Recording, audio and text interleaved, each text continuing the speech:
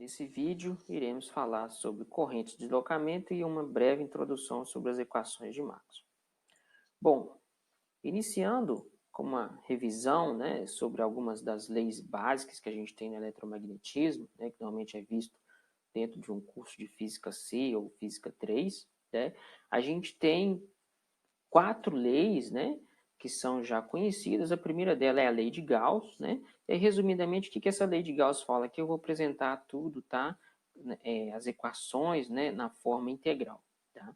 A lei de Gauss, ela basicamente, ela nos fala, como que uma carga elétrica, ela pode gerar um campo elétrico, Então, se eu, por exemplo, tiver uma carga pontual aqui, eu vou ter um campo elétrico, que está saindo aqui no caso dessa carga, se ela for uma carga positiva, Então, ela fala, que a integral, no caminho de uma superfície fechada do campo elétrico, numa área, vai ser igual à carga interna, dentro dessa superfície, dividido pela essa constante aqui, ε0.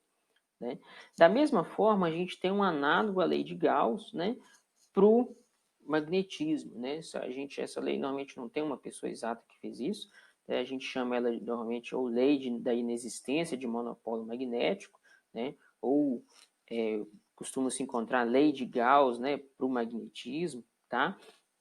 Mas não foi desenvolvida lá por Gauss. Bom, mas o que essa lei fala? Enquanto aqui, por que ela é um análogo? Enquanto na carga a gente tem, carga elétrica, eu tenho uma carga, uma carga pontual, por exemplo, uma carga positiva ou uma carga negativa, que gera um campo elétrico, No caso do magnetismo, isso não é verdade, Então, a gente tem que, se eu tiver uma integral fechada de uma superfície, do campo magnético dentro dessa superfície aqui, tá? Isso dá zero, Ou seja, eu não vou ter essa carga, No magnetismo, se a gente tiver aqui um ímã, eu sempre tenho um polo norte e um polo sul, De forma com que as linhas de campos elas sempre vão estar fechadas, Nesse desenho aqui a gente não desenha tudo, Mas essa linha de campo aqui, ó, que ela sai do polo norte, ela é fechada e entra no polo sul. Tá? Então, eu sempre tenho isso, E a gente lá no magneto, num ímã, eu nunca consigo dividir, E, por exemplo, ter somente polo norte e somente polo sul. Por isso que a gente fala que a gente não tem monopolo magnético, Eu sempre vou ter aqui um dipolo, tá? Então, essa seria aí a lei, que seria o análogo aí pra gente do magnetismo, tá? Bom, além disso, a gente tem a lei de indução de Faraday, A gente já trabalhou isso em alguns vídeos anteriores, Que vai ser responsável pela geração, de uma força eletromotriz e tal, O que essa lei fala? Agora eu estou olhando o integral de caminho, A integral em um caminho fechado do campo elétrico, tá? Ela vai ser igual à variação aqui, da integral de superfície do campo magnético. Então, isso aqui seria o fluxo magnético, Ou seja, a integral de caminho aqui do campo elétrico é igual a menos, a variação do fluxo magnético, tá? Ou seja, o que essa lei de indução de Faraday ela fala para a gente? Que se eu tiver uma variação aqui do fluxo magnético, tá? Eu consigo gerar um campo elétrico, tá? Ou seja, se eu tiver variação de um campo magnético, eu também consigo gerar um campo elétrico, Então, por exemplo, aqui, se eu tiver uma espira, tem aqui um fio fechado, Então, estou formando aqui como se fosse um circuito. Se eu tiver um ímã aqui passando próximo a esse fio, E ficar variando o campo magnético que vai atravessar, então, essa minha curva, esse meu caminho, como à medida que eu aproximo esse ímã da minha espira, eu vou aumentar ou diminuir esse fluxo magnético aqui à medida que eu passo, Então, variando esse campo magnético, eu vou gerar um campo elétrico. Então, vai aparecer um campo elétrico aqui nesse fio, E logo a gente, por exemplo, igual a gente viu, eu posso gerar uma força eletromotriz ou gerar uma corrente passando nesse fio. Tá? E aí, por fim, a gente tem a lei de Ampère. A lei de Ampère, o que ela vai falar para a gente? A lei de Ampère ela fala que a integral de caminho do campo magnético, dentro desse caminho, tá? E ele é igual a constante μ0 vezes a corrente, né, que passa num determinado fio, sendo que essa corrente aqui é uma corrente estacionária. Então, por exemplo, se eu tiver um fio aqui um fio infinito, tá? Só estou cortando aqui porque não caberia, né, na minha foto. Né? Então, se eu tiver aqui um fio, tá? E eu passo uma corrente contínua, estacionária aqui, né? Uma corrente constante nesse fio, tá? Eu vou induzir a formação de um campo magnético aqui, tá? Só que note que aqui eu não tenho variação de corrente, tá? Que é o ponto que vai faltar, que a gente vai discutir. Tá? Então, essas são as 4 leis, né, que basicamente vão regir todo a eletricidade e magnetismo. Né? A partir dessas 4 leis, a gente consegue, né, calcular como que eu consigo gerar um campo elétrico, como que eu consigo gerar um campo magnético. Né? Bom, no entanto, né, da mesma forma que a gente viu ó, na lei de indução de Faraday, o que eu tenho? Né?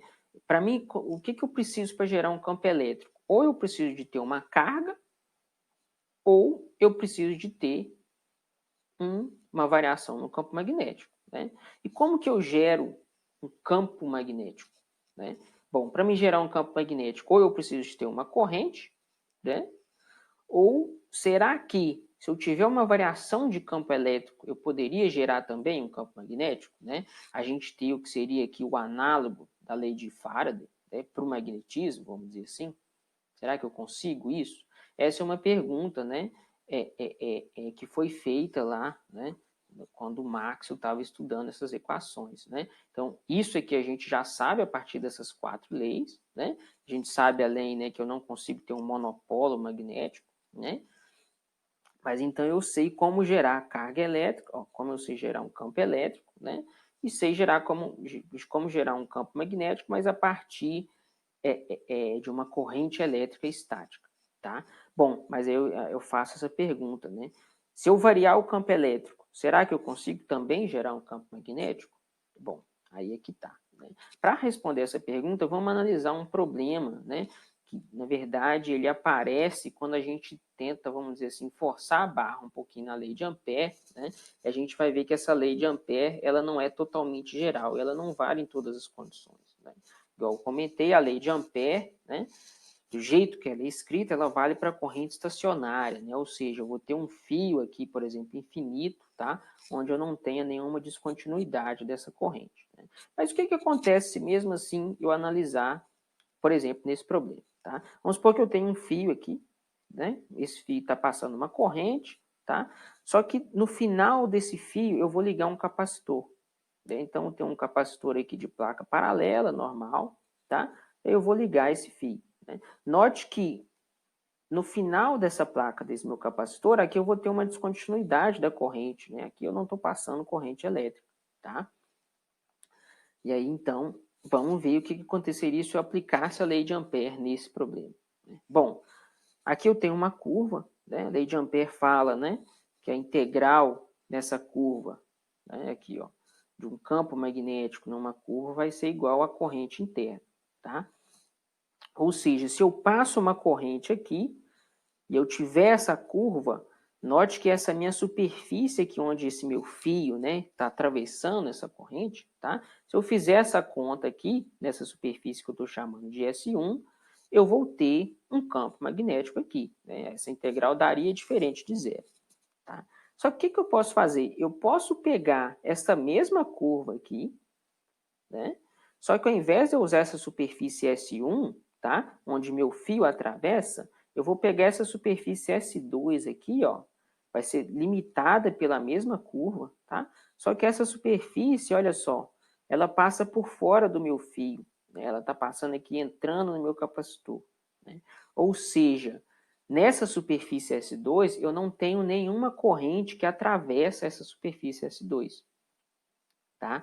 Ou seja, se eu fosse aplicar a lei de Ampère aqui nessa superfície S2, né, eu veria que eu não teria campo magnético. Né? Ou seja, ao simplesmente usar a lei de Ampère, eu tenho duas respostas diferentes. Tá? Bom, primeiro comentário. Né? Note que isso está violando a lei de Ampère? Não. Por quê? Nesse caso, eu tenho uma descontinuidade da corrente, tá? Então, a lei de Ampère, né, ela não pode ser aplicada nesse caso, tá? A gente está forçando aqui um pouco a barra, né? Eu tenho aqui uma corrente que está variando, né? Ou seja, aqui eu tenho uma corrente que está carregando o meu capacitor, né? E até chegar num ponto aqui que vai ser zero, né? Entre as placas aqui, tá? Então tem uma descontinuidade dessa corrente, tá? E aí a lei de Ampère deixa de ser válida, né? No entanto, o Maxwell começou a se fazer essa pergunta, né? Mas será, né? Por que existe isso, né? Não deveria continuar sendo válida a lei de Ampère, né? Não deveria ser um pouco mais geral? Bom, e aí que tá. Para resolver esse problema, o que o Maxwell fez? Ele propôs uma correção na lei de Ampère. E essa correção é o que a gente vai chamar de corrente de deslocamento, tá? Ele simplesmente falou que, olha, na lei de Ampère, eu vou somar um termo aqui, eu vou ter essa corrente estacionária, tá? Mas eu vou somar um termo aqui que eu vou chamar de corrente de deslocamento, de tal forma com que eu consiga resolver esse problema, né? De forma com que, se eu fizer a conta, né, pegar essa curva e fizer a conta, tanto considerando essa superfície S1 quanto a S2, eu tenho a mesma resposta, tá? E eu vou sim ter um campo magnético circulando esse fio aqui, tá?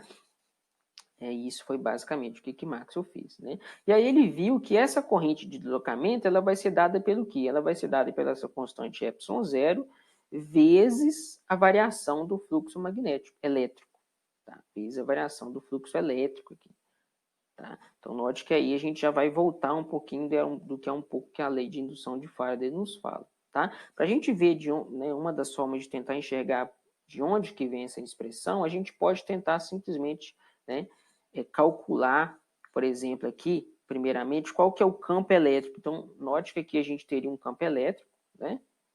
Eu vou ter um campo elétrico aqui passando, né, entre essas placas, tá? Bom, e aí, então, o que eu posso fazer? Eu posso calcular qual que é o campo elétrico nessas placas aqui, né? O campo elétrico ele vai ser dado pela densidade de carga, né, de área aqui, dividido pelo ε0. Densidade de carga vai ser carga dividido pela área, tá? E se eu fizer a variação, olha só, qual que é a variação do campo elétrico, né? A única coisa que estaria variando aqui, ó, é exatamente a carga, tá? Eu estou carregando ou descarregando meu capacitor, por exemplo, né? Então, a variação do campo elétrico, nesse caso, a minha área é constante, ε0 é uma constante, então eu vou ter uma variação de carga. Só que variação de carga é corrente, tá? Então, agora, se eu isolar, olha só, se eu isolar essa corrente aqui, né, eu vou ter essa expressão, que a corrente, então, né, o equivalente dessa corrente aqui, tá, seria o ε0 vezes a área vezes a variação do campo elétrico. Tá? Só que agora vamos voltar um pouquinho, né? Se eu quiser calcular qual que é a definição de um fluxo elétrico. Fluxo elétrico é a integral de uma superfície fechada do campo elétrico nessa área. Tá? E a variação, então, do meu fluxo elétrico vai ser o quê? Né? Derivada do fluxo elétrico no tempo, tá? E aí, na hora que eu for derivar isso aqui, na verdade, a gente teria essas duas opções, a gente teria que fazer essa análise, né? Que eu posso ou variar a área ou variar o meu campo elétrico, tá? Aqui a gente está assumindo, né, que a minha área não está variando, tá? Então, a minha variação do fluxo elétrico vai ser a variação do campo elétrico, tá? Se essa variação não depender aqui da área, note que, né, eu posso tirar essa derivada para fora, eu vou ter simplesmente a integral do dA, que vai ser a área, e aí eu voltaria para essa equação, né? Isso aqui, ó, vai dar exatamente área, tá, vezes a variação do meu campo elétrico, tá? Então, né, note que ao fazer essa conta, isso aqui, ó, essa expressão é exatamente igual, né, essa expressão, que é o que foi proposto, né, por Maxwell, né, que é o que a gente chama de corrente de deslocamento, tá? Ou seja, a corrente de deslocamento é um ε0 vezes a variação do fluxo elétrico, tá? Porque nesse caso aqui eu estou carregando meu capacitor. Tá? E aí, então, a gente corrige, né? Essa lei agora, a gente generalizou a lei de Ampère, né? Então, o Maxwell ele faz essa correção e a gente passa a chamar essa lei de Ampère-Maxwell, né? Onde Maxwell exatamente introduziu essa correção. Tá? Só que agora, então, se a gente voltar e reanalisar todas as minhas 4 equações agora na lei de Ampère com a correção de Maxwell, né, o que eu vou ter? Né? Note que agora, né, passando aqui, antes, né, eu tinha que a variação do campo magnético gerava campo elétrico. Né? A variação do fluxo magnético gerava campo elétrico. Agora, com a lei de Ampère-Maxwell, eu tenho que também a variação de um fluxo elétrico gera campo magnético, ou seja, a variação de um campo elétrico também gera campo magnético. Tá? Ou seja, eu descobri uma outra forma de gerar campo magnético, que não é somente, por exemplo, a partir de uma corrente estacionária, né, ou a partir de um ímã, tá? De um dipolo magnético, né? Eu posso gerar campo magnético a partir de uma variação de um campo elétrico, tá? E aí, quando eu faço isso, a gente fala que essas equações, né, que a gente passa a chamar de equação de Maxwell, né, que são um conjunto dessas 4 equações, tá? Elas são simétricas, né? Eu consigo descrever totalmente como que eu gero um campo elétrico, né? Ou como eu controlo um campo elétrico e também como eu gero ou como eu controlo um campo magnético, tá? Seria a partir dessas 4 equações, né?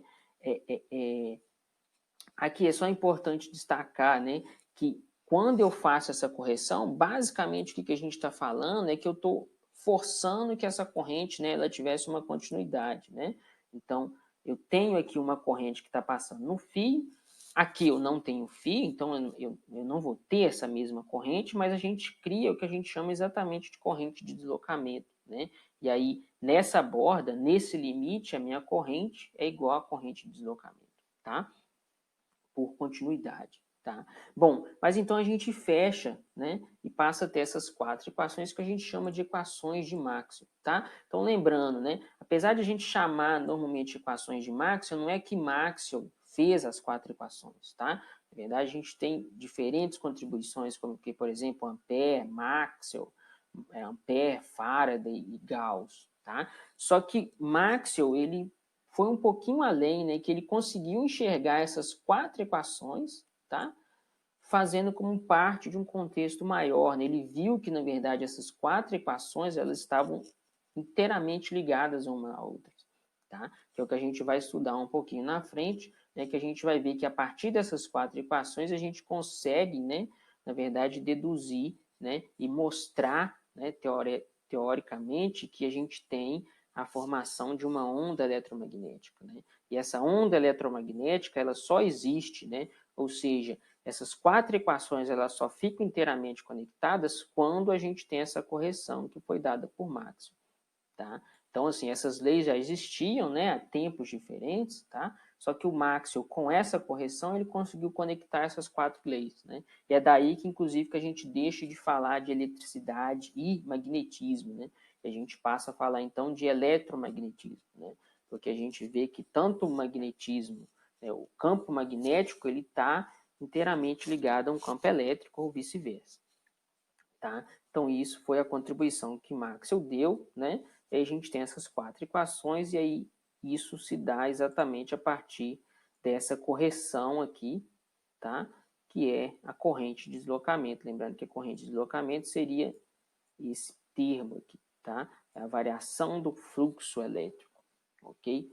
Bom, pessoal, então esse era um pouquinho do que eu gostaria de falar nesse vídeo, tá? Abraço, até mais.